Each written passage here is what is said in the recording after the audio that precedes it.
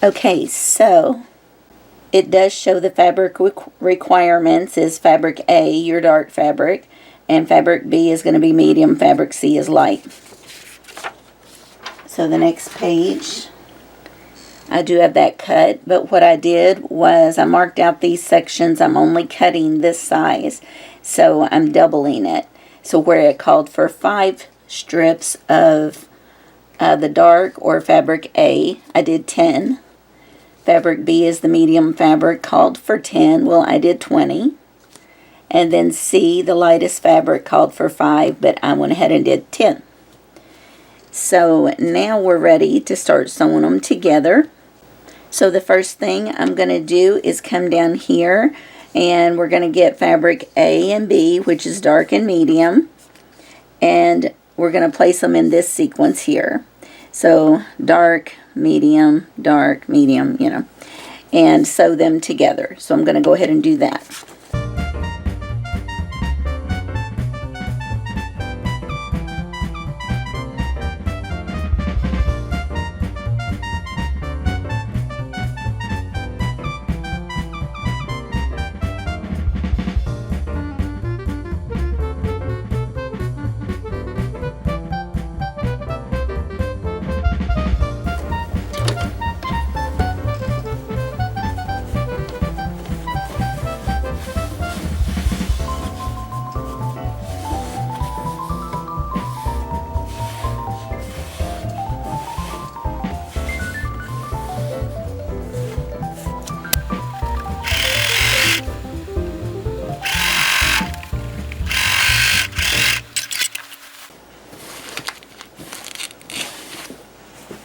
I think that is so pretty together. So let's grab our sheet. So we have just done this, A and B, and we have put our stripes together. This will need to be ironed, but I'm not going to do that right now because the next step is putting my medium with my light. So it's going to be the same situation. It's just going to be striped.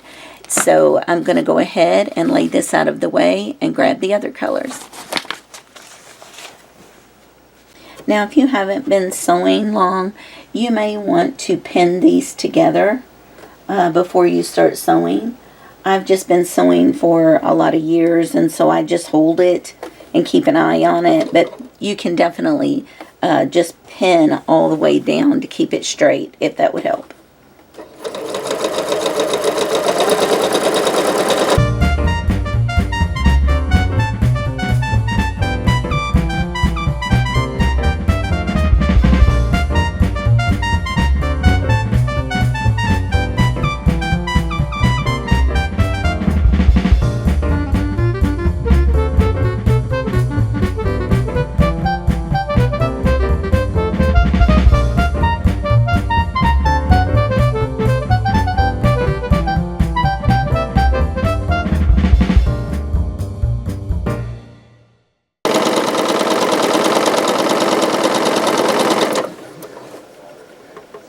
Okay, guys, I love all of these together. I think they're beautiful.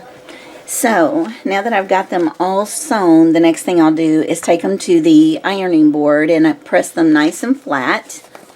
And then we're on page 5, and we're going to be cutting these into 3.5 inch strips all the way across, so that we'll have this.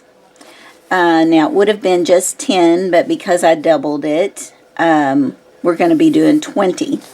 And then once I get those cut, I'll bring them back in here, and we're going to alternate, you know, one of these strips with the dark and medium with a medium and light strip and sew them together. After that, we will be done as far as getting the top completed. So I'm going to put you on pause while I go iron and cut the strips. Okay, so all of them have been cut into 3.5 inch strips. All I have to do now is sew them together in this fashion, starting with the dark blue and then my medium fabric at the top. So I'm just going to fold those over and sew those together. And if you're new to sewing, of course, you're going to want to fold them together and pin, pin, pin.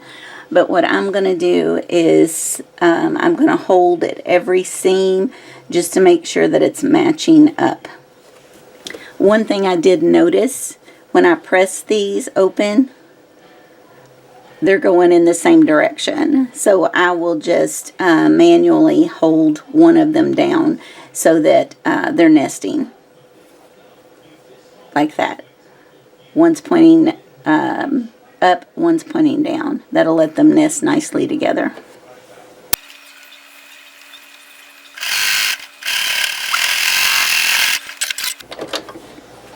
Okay, so I want to show you something, because strip sewing is great, and then going through and just cutting them apart, and you know, all of a sudden you can do checkerboards or whatever very quickly.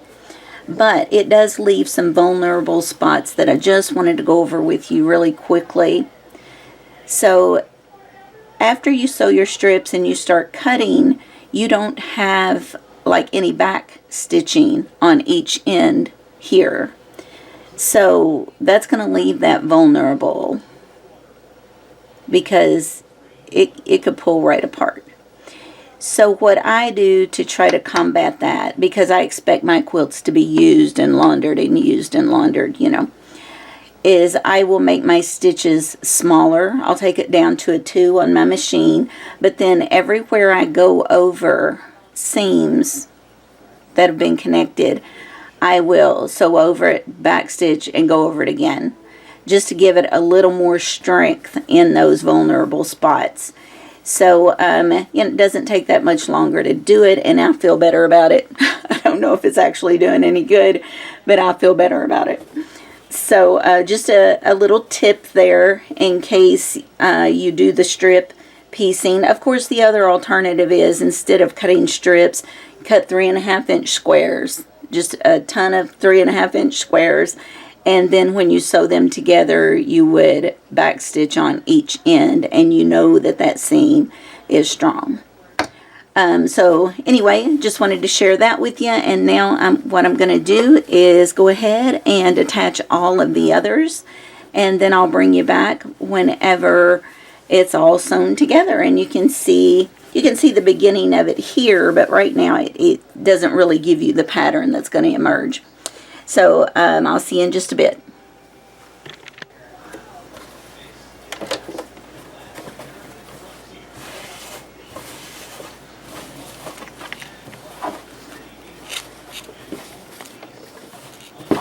Okay, so I just wanted to show you the pattern starting to come together now that I have a few strips sewn together. And I will continue. I'm not going to make you watch me sew all of the strips. I just wanted to kind of show you the difference between where we started with the 2 strips after there's a few on here, so you can see the pattern starting to emerge now. Alright, so I've got the quilt top sewn together, and I'm just putting a border on it with the lightest fabric.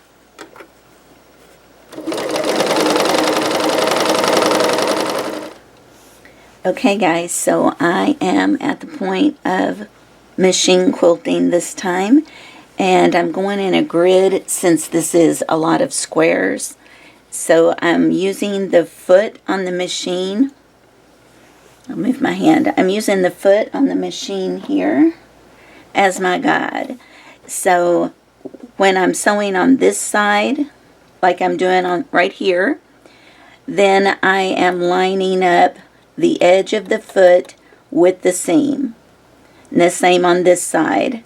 And my needle is centered. So whenever I am sewing this seam here, I was lining up the foot and just running it right along the seam. So once I get this completely quilted, I'm going to do all the straight rows, and then I'll also come across this way to make a grid.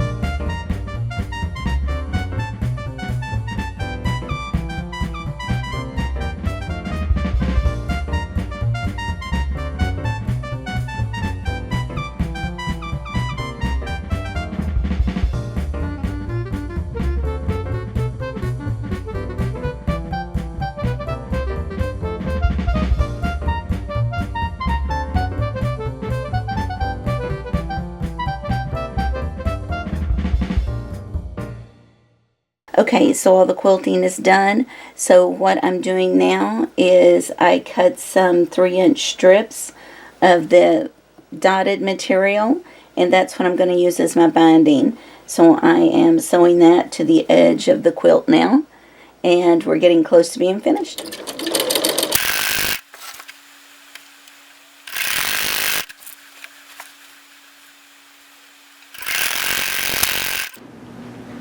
Alright, so we got the quilt done.